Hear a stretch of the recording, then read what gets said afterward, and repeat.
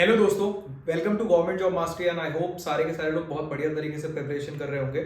और जैसे कि हमने काफ़ी सारी सीरीज लेके आए हैं जिसमें हमने आईबी के ऊपर प्रिपेयर किया है, आरबीआई ग्रेड बी के ऊपर प्रिपेयर किया है, सीएसआईआर की अभी सीरीज चालू हो चुकी है, प्रीवियस ईयर क्वेश्चन पेपर और मैथ्स की सीरीज भी स्टार्ट है। तो उसी तरीके से रीजनिंग की सीरीज है। अब ये सीरीज डिफरेंट क्यों है? क्योंकि अगर आप एक एस्पिरेंट है जो लोको पायलट के एग्जाम के लिए प्रिपेयर कर रहे हैं, टेक्नीशियन के लिए प्रिपेयर कर रहे हैं, अगर आप टफ एग्जाम्स जैसे कि एसएससी सीजीएल के प्रिपेयर कर रहे हैं और उससे रिलेवेंट एग्जाम्स के लिए प्रिपेयर कर रहे हैं उस रेडार में जहां पे रीजनिंग का पार्ट बहुत इंपॉर्टेंट है, तो हम इस सीरीज के अंदर कोशिश करेंगे कि इन सारे एस्पिरेंट्स के लिए इजी, मीडियम और हार्ड लेवल के जितने भी क्वेश्चंस है फ्रॉम द कंसेप्ट वो कवर अप हो। और इन सारी चीजों को कवर अप करने के बाद हम इस वीडियो के अंदर ज्यादा लंबा नहीं रखेंगे, 10 से 15 क्वेश्चन ही सॉल्व करेंगे मैक्स टू मैक्स। लेकिन अगर आपको और भी क्वेश्चन सॉल्व करने का मन है तो वो कहाँ से आपको सॉल्व करने हैं, वो उसका जो सारा लिंक है वो टेलीग्राम ग्रुप के अंदर हम डाल देंगे ताकि आप वहां से डाउनलोड करके उसको सॉल्व कर सकते हैं। अगर आपको कोई डाउट है, क्वेरी है, कोई भी चीज है तो बिंदास होकर आप पूछ सकते हैं, कोई प्रॉब्लम नहीं है। कमेंट सेक्शन पे पूछ सकते हैं, टेलीग्राम पे पूछ सकते हैं, जहां पूछना है आप पूछ सकते हैं, कोई इशू नहीं होगा।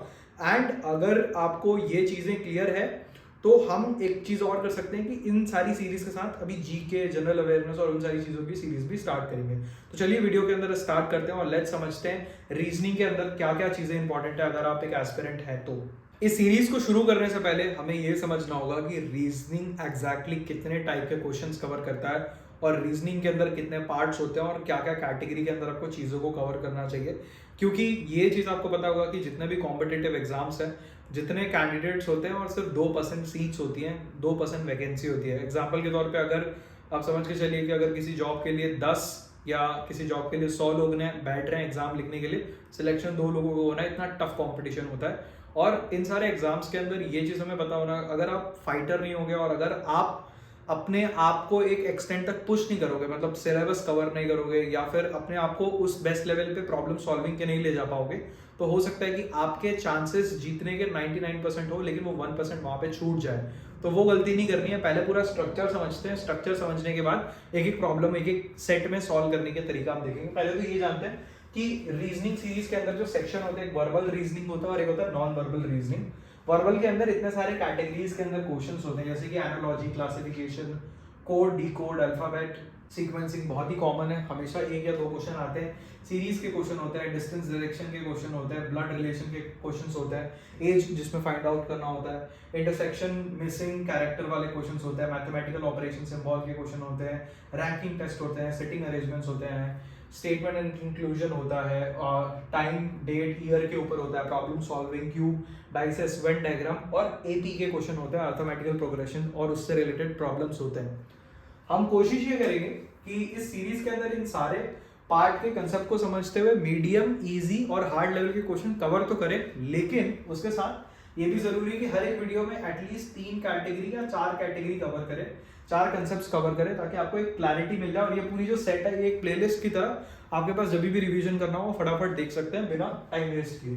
तो इस वीडियो के अंदर या फिर आने वाले वीडियो के अंदर हम कोशिश करेंगे 3-3 पार्ट में कवर करें या 4-4 पार्ट में कवर करें ताकि हम जल्दी से जल्दी 6-7-8 वीडियो के अंदर एक बार वर्बल खत्म कर लें और 6-7-8 वीडियो के अंदर एक बार हम नॉन वर्बल पार्ट खत्म कर लें। तो let's start with first part जो है एनालॉजी के ऊपर। सो दोस्तों लेट्स स्टार्ट विद समझते हैं कि एनालॉजी के अंदर 4 कैटेगरी होती है, number analogy, letter analogy, alpha numeric analogy और वर्ड एनालॉजी। और एनालॉजी के अंदर हर एक पार्ट के अंदर बहुत ही सिंपल और इजी कंसेप्ट्स होते हैं, वो आपको अभी समझ में आ जाएगा कि क्या और कैसे सॉल्व करते हैं। सबसे पहले हम स्टार्ट करते हैं नंबर एनालॉजी से। तो नंबर एनालॉजी के अंदर जो बेसिक कंसेप्ट है वो ये है कि यहाँ पे multiplication, addition, subtraction, square root, cube root और डिवीजन, इनके पैटर्न में चीजें होती हैं, ठीक है। उसी तरीके से लेटर एनालॉजी के अंदर क्या होता है, increment, decrement, reverse, opposite, alphabetical, और उसका एक बढ़िया ट्रिक है वो भी मैं आपको बताऊंगा। और उसके साथ हम लेटर एनालॉजी के अंदर सीजीएल, एसएससी सीजीएल का 2014 का टर्म 1 का एक क्वेश्चन भी सॉल्व करके दिखाऊंगा कि किस तरीके से वो कंसेप्ट वहां पे अप्लाई होता है। Let's start with number analogy. Number analogy के अंदर जो चीजें यूज होती हैं, addition, subtraction, multiplication, square root, cube root, एक बेसिक सा क्वेश्चन से स्टार्ट करते हैं। 9 है, 85 है, ठीक है। उसके बाद हमारे पास यहाँ पे एक नंबर है 6 और ये आपको फाइंड करना है कि इस यहाँ पे क्या फिलअप होगा। तो एक पैटर्न अगर आपको इसमें ऑब्जर्व करना है कि इनको ब्रेक करके देखना होता है, जैसे 9 है, 9 और इसमें क्या सिमिलैरिटीज है या इन दोनों के बीच का रिलेशन क्या है। तो ये समझ में आता है कि 9 का अगर स्क्वायर रूट करे तो 81 होता है +4। तो मतलब यहाँ से लेके यहाँ पे 9 का स्क्वायर प्लस 4 हमें ये 85 लेके आता है। सेम तो अब 6 के साथ क्या होगा, अगर 6 का हम स्क्वायर करते हैं, 6 का स्क्वायर इज 36 प्लस 4, तो यहाँ पे क्या आना चाहिए, यहाँ पे आएगा 4040 आंसर है। इस तरीके का पैटर्न होता है। और भी डिटेल में क्वेश्चन हम सॉल्व करेंगे, लेकिन एक बेसिक अंडरस्टैंडिंग मैं आपको देना चाहता हूँ कि आपको हमेशा नंबर को ब्रेक करके देखना है। पहले आपको ये पता करना है कि इससे इसके बीच में क्या रिलेशन है, क्या कनेक्शन है, उसके अकॉर्डिंगली यहाँ पे प्रेडिक्शंस लेके आगे आपको सॉल्व करना है, and this is the right option. ठीक है, let's move on to the letter analogy. Letter analogy वाले केस पे क्या होता है कि जो अल्फाबेटिकल ऑर्डर होता है, अगर हम यहाँ पे एक ऑर्डर लिखते हैं A B C D और ऐसे ऐसे करते करते हम X Y Z तक पहुंचते हैं, और हम इनको एक नंबर देते हैं, जैसे कि A को हम लिखते हैं 1, B को हम लिखते हैं 2, C को हम लिखते हैं 3, D को हम लिखते हैं 4, ऐसे करते करते यहाँ पे आते हैं। तो ये टोटल 24, 25 और 26। ठीक है, तो यहाँ पे एक फॉर्मूला बनता है जिसको हम बोलते हैं ई ज्योति। ठीक है, ई ज्योति मतलब जो 5 के मल्टीपल वाले कैरेक्टर्स हैं, हम उनको ही बस एक सीरीज में रखेंगे, ताकि अगर हमें प्लस माइनस करके देखना पड़े तो हम 5 के आगे पीछे माइनस करके वो निकाल सकते हैं। तो ई ज्योति के हिसाब से ई इज 5, तो यहाँ पे आएगा ई, जे होगा 10, ठीक है, ओ होगा 15, टी वाई, टी होगा हमारा 20, T M N O P Q R S T U V W X Y, Y होगा 25। तो ये हमारा जो मेन कोड है ई ज्योति। ठीक है, ये याद रखना है आपको, इजी होगा, याद रखने में बहुत आसान है, ये हमेशा सिंपल सी बात है। ये 5 रिप्रेजेंट करता है, ये नंबर 10, ये 15, ये 20 और ये रिप्रेजेंट करता है 25। अब इससे रिलेटेड एक क्वेश्चन सॉल्व करते हैं, ये कंसेप्ट भी आपको क्लियर हो जाएगा, और फिर हम अगले 2 पार्ट को पकड़ेंगे, अल्फा न्यूमेरिकल और वर्ड एनालॉजी के अंदर क्या होता है। तो गाइस लेट्स स्टार्ट करते हैं बहुत ही बढ़िया क्वेश्चन के साथ। बहुत ही इंपॉर्टेंट भी हो सकता है ये पैटर्न को समझना, जो कि मैंने बताया था लेटर एनालॉजी के अंदर कुछ चीजें होती हैं जो आपको समझ में आनी चाहिए। आप एग्जाम में क्या करते हैं कि इन सारी चीज़ों को लिखने की कोशिश करते हैं और नंबर से अरेंज करने की कोशिश करते हैं, इसमें आपका काफ़ी टाइम वेस्ट होता है, क्योंकि एग्जाम में हमारे पास सिर्फ 40 सेकंड से 1 मिनट का टाइम होता है ऐसे क्वेश्चंस को सॉल्व करने के लिए। इसलिए हमने एक ट्रिक निकाला है यहाँ पे ई ज्योति, ताकि आपको अल्फाबेट के नीचे कौन से नंबर रेफर करते हैं वो याद रखने में आसानी हो। तो let's move on to the question और वो पैटर्न समझने की कोशिश करेंगे। इंक्रीमेंटल या डिक्रीमेंटल या फिर रिवर्स अपोजिट अल्फाबेटिकल, इस तरीके के पैटर्न्स में होते हैं। ये क्वेश्चन 2014 CGL का है। तो अगर हम देखेंगे YAWCUE SG, इन सब के बीच में अगर हम पहले इन दोनों के बीच का रिलेशन निकालेंगे और उसके अकॉर्डिंगली इसका और यहाँ पे जो एक टर्म है उसका रिलेशन निकालने की कोशिश करेंगे कि इससे सिमिलर कौन सा है। तो हम देखेंगे पहले y को u से कंपेयर करेंगे, a को e से करना है, w को s से करना है और c को करना है g से। y और u, अगर y 25 नंबर पे और u है 21 नंबर पे, तो अगर नंबर का डिफरेंस निकालेंगे तो -4 निकल के आता है कि ये यहाँ से यहाँ चले गया, तो -4 का यहाँ रिलेशन है। a और e, a से यहाँ पे प्लस अगर 4 करते हैं तो 4 कदम पे है, तो +4 आ जाएगा। w से s, w है, w से s अगेन -4 और c to g again +4। Same pattern पे निकालना है। अगर q में पहले करेंगे -4, तो q अगर यहाँ पर है -4 क्या होगा, 17 - 4 = 13, तो यहाँ पे होगा m। नेक्स्ट है यहाँ पे i +4, i 9 + 4 = 13, तो यहाँ पे जस्ट सेकेंड दोबारा होगा m। 9 10 11 12 13, ठीक है। अगेन -4 o है, o पे -4, तो इज 11 नंबर पे हमारे पास k है, और यहाँ पे जो k है इस पे होगा +4, 1 2 3 4, यहाँ पे आएगा o। MMKO राइट आंसर है इस क्वेश्चन का। Let's move to the next. 2 part बस बचे हुए एनालॉजी के, एक होता है अल्फा न्यूमेरिक और एक होता है वर्ड एनालॉजी। दोनों के बारे में पहले समझते हैं और उसके बाद हम लोग एक एक प्रॉब्लम सॉल्व करेंगे, जिससे आपको थोड़ी क्लैरिटी मिलेगी। एंड आप कमेंट सेक्शन में ये भी बताना कि आपको किस टाइम पे वीडियो देखना पसंद है। लेट नाइट पे अगर आप पढ़ते तो हम 11 बजे अपलोड करेंगे, अगर अर्ली मॉर्निंग पढ़ते तो हम 12 बजे अपलोड करेंगे, आप बताना कमेंट पे। पहले अल्फा न्यूमेरिक समझते हैं। अल्फा न्यूमेरिक का मतलब एक ऐसा कॉम्बिनेशन होगा जिसमें अल्फाबेट्स भी होंगे और नंबर्स भी होंगे, और उन दोनों के बीच में एडिशन, मल्टीप्लिकेशन, सब्सट्रैक्शन और पोजिशनल वैल्यू ऑफ लेटर, मतलब वही फॉर्मूला, सिंपल सी बात है, E J O T Y 5 10 15 20 25 याद रखना ये चीज। इससे ये क्वेश्चन बड़े आसानी से बन जाएंगे। चलो एक क्वेश्चन लेते हैं और उसके बाद हम लोग उसको सॉल्व करते हैं। So let's move to this question. Alpha numeric की कैटेगरी के अंदर ये वाला जो पार्ट है समझते हैं। सीधी चीजें लिखी हुई है, आप देखिए अगर ये क्वेश्चन है, आप जो प्रिपेयर करके नहीं गया होगा वो तुक्का मारेगा। आपको ये नहीं करना, आप आ चुके हो गवर्नमेंट जॉब मास्टरी में, सारे कंसेप्ट एकदम बढ़िया तरीके से सीख के जाओ। एम लिखा है, के लिखा है, एम और के की पोजीशन अगर हम पता करें तो देखो एम एन ओ, ठीक है। तो M N O, O is 15, उसके पहले का 2, तो यहाँ पे क्या होगा, यहाँ पे होगा 12 होगा, 13 होगा, 13 होगा, एम एन ओ 13 होगा यहाँ पे, ठीक है। 13 के क्या है यहाँ पे, डब्ल्यू जे के बाद आता है के 11 हुआ। तो अगर इन दोनों के बीच में रिलेशन देखें तो एम 13 नहीं है, तो 13 का स्क्वायर लग रहा है, 13 का स्क्वायर करेंगे और ये 11 का स्क्वायर करेंगे तो ये कितना होगा 169 होगा, ये हो गया था 121 होगा। अब ये समझ में आ गया। अब जे देखिए, जे तो सिंपल है, जे क्या निकलेगा ना 10 है, 10 और एच क्या निकलेगा तो ई एफ जी एच, ठीक है। 5 6 7 8 डिवाइड बाई 8, दोनों का स्क्वायर 100 और 64।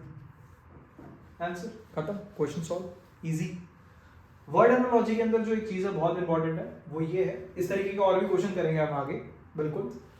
वर्ड एनालॉजी के अंदर जो चीजें होती हैं, कुछ वर्ड्स में पैटर्न बने होते हैं, जैसे कि पेयर या ग्रुप के ऊपर। अब जैसे कि कुछ क्वांटिटी देगी तो यूनिट बताना होगा, जैसे कि अगर मान के चलो ग्राम्स है तो किलोग्राम्स, या फिर सेंटीमीटर है तो मिलीमीटर, समथिंग लाइक दैट, ठीक है। वर्ड है तो उसके synonym, antonym, opposite word, similar words पता लगाने होंगे। कंट्री है तो कैपिटल पता लगाना पड़ेगा, मेल फीमेल है। वर्कर है तो कौन सा वर्क करता है, कौन सा टूल, सीक्वेंस होगा। टूल है तो उसका एक्शन क्या है, ऑब्जेक्ट है तो साउंड क्या है, बहुत सारे कॉम्बिनेशंस हो गए। इसके लिए तो आपको थोड़ी अपनी वोकाब और उन चीज़ों को ध्यान में रखना पड़ेगा, और इसके लिए थोड़ी प्रैक्टिस लगेगी, वो भी हम बताएंगे कि कैसे करनी है। अब आगे बढ़ते हैं, इससे रिलेटेड एक क्वेश्चन सॉल्व करते हैं, क्वेश्चन नंबर मतलब वर्ड एनालॉजी से, और फिर इसके बाद आगे बढ़ेंगे। ये रहा क्वेश्चन हमारा, ये अगेन CGL 2014 का क्वेश्चन है, ठीक है। इसमें भी वही पैटर्न, इस तरीके का पैटर्न हमें पता करने हैं, सिंपल है। अब एम्बैरेस का मतलब क्या होता है, एम्बैरेस का मतलब होता है एक तरीके से, सिंपल तरीके में बताओ, बेइज्जती होना या बेइज्जती जैसा किसी के द्वारा फील करवाना आपको, जिसको हम बोलते हैं ऑकवर्डनेस या अशेम, समथिंग लाइक दैट, कि जबरदस्ती का आपको ऐसा फील हो रहा है कि बेइज्जती हो रही है आपकी। ह्यूमिलिएटेड सिमिलर है, मतलब एक ही मतलब है, या तो आप एम्बैरेस बोलो, या तो अगर आप किसी को बोलो कि यू आर ह्यूमिलेटिंग मी और you are humiliating them, same है। तो फ्राइटेंड का मतलब क्या होता है, फ्राइटेंड का मतलब होता है डरा देना किसी को, या डरा हुआ इंसान, या कोई इंसान डर गया है, राइट। इनमें से डरने से रिलेटेड क्या होता है, टेरिफाइड जो है, टेरिफाइड मतलब किसी को डराने की कोशिश करना या किसी को डरा दिया जाए, राइट। तो इसका आंसर ये होगा, सिंपल, मिल गया आपको पूरे number. Let's move on to the next pattern और उसके बाद क्वेश्चन सॉल्व करेंगे। आगे बढ़ने से पहले 2 क्वेश्चन और सॉल्व करते हैं, काफी इंपॉर्टेंट है, अच्छा हो मुझे याद आ गया। 2015 CGL का क्वेश्चन है, आ चुका है टर्म 1 के अंदर पहले पेपर पे, और यहाँ भी ये दोनों क्वेश्चन को सेम हमने जो सीखा है इसको सॉल्व करेंगे इस फॉर्मूले से। पता ही होगा आपको क्या है, नॉर्मल तरीके से भी सॉल्व हो जाएगा। Let's start with question number 1। Sheep, mutton, deer क्या। अभी मटन याद होगा, जब हम गोट वगैरह को मटन से रिलेट करते हैं कि मटन लेने जा रहे हैं, बट शीप को भी मटन कैटेगरी के अंदर ही डाला जाता है। डियर, बहुत सारे लोग क्या करेंगे, या तो मीट डालेंगे या तो फ्लैश डाल देंगे। फ्लैश मतलब होता है, flash is not particularly deer के लिए यूज होता है, बहुत सारी चीजों के लिए यूज होता है फ्लैश, जितने भी लिविंग ऑर्गेनिजम्स हैं उनके लिए यूज हो सकता है। यहाँ पे डियर का जो सही ऑप्शन है वो है वेनेसन। वेनेसन बोलते हैं डियर के फ्लैश को, ठीक है। तो ये नाम आपको याद रखना होगा, ये इसका करेक्ट आंसर है, मैच हो गया। अब ये वाला क्वेश्चन सॉल्व करते हैं, ईगल, EAGLE, FCG। अब इन दोनों के पीछे पहले पैटर्न पता करेंगे, उसके बाद इसका ऑटोमेटिकली आंसर निकालेंगे। ई को रिलेट करना है F से, A को C से, G को J से, L को P से, E को J से। Let's start. E F के बीच में +1 गया है, A B C +2 दिख रहा है, +2 दिख रहा है, सॉरी। यहाँ पे G किससे जगह में ना J, तो G के बाद J आ रहा है ना, कितना डिफरेंस है, EFG के लाइक +3, ठीक है। LMNOP +4, EFGHIJ +5, FEF, हाँ करेक्ट, +5। CRAWL, तो इसका भी सेम निकालना है कि हमें +1 +2 +3 +4 +5 तो निकालना है। C यहाँ पे C+1 क्या होगा, D होगा, RAWL, ठीक है। A अगर हम देखें RPQRST, ठीक है, R यहाँ पे करेंगे ना +2, RST यहाँ पे होगा, A के +3 निकाला है, BCD होगा, W तो WXYZ। अब आप सोचेंगे कि यहाँ पे तो +4 लिखा है, Z के बाद तो नंबर नहीं आता, लेकिन अगर एक नंबर यहाँ पे 4 है तो एक आगे का लेंगे तो वहाँ पे A आ जाएगा, ठीक है। नेक्स्ट है LMNOPQ, LMNOPQ, 5 पे तो Q आता है, आंसर आ जाएगा DTDAQ is the right answer. Let's move on to next question. अगर आपको अच्छा लग रहा है तो एक क्वेश्चन और करते हैं, सेम 2015 वाला ही पैटर्न है। अभी यहाँ पे जो क्वेश्चन है, एंट फ्लाई बी हैमस्टर स्क्विरल, दिख रहा है आपको, एंट फ्लाई बी हैमस्टर स्क्विरल। अब यहाँ पे एक पैटर्न नोटिस करना है कि देखिए ये जो कैटेगरी है इसमें और इसमें क्या डिफरेंस है। एंट फ्लाई बी जो है छोटा एनिमल्स है, बहुत छोटे एनिमल्स होते हैं, बहुत बड़े इंसेक्ट्स कैटेगरी के अंदर आते हैं, जबकि हैमस्टर स्क्विरल थोड़े बड़े होते हैं, अलग होते हैं ये। अब यहाँ पे ऑप्शंस को एलिमिनेट करते हैं। पहला तो स्पाइडर यहाँ पे फिट नहीं होगा, ठीक है। माउस, कैट नहीं होगा फिट, क्योंकि कैट, स्क्विरल और हैमस्टर की जो साइज होते हैं अगर आपने देखे होंगे काफी, कैट बहुत बड़ी हो जाएगी।